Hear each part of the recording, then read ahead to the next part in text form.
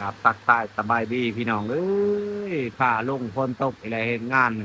แค่ช่องสมองตกลงมาอะไรพี่น้องเลยโอ้ปีนี้เดือนนี้บริกินอหยังไรพี่น้องเอ้ยกินข้าวกับเกลืออะไรเดือนนี้อ่าบอกว่าเอาลายยายห่างนี่บอลส่วนคอยกะอ่านี่บอลกระแพงหอมนี่พี่น้องเลยโอ้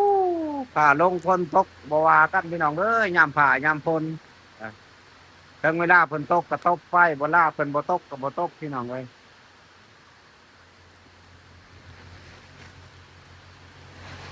นี่หัวหน้าเด้อนี่เป็นจังไดสบายดีวู้บนโต๊ะเลยทุกคนเลยได้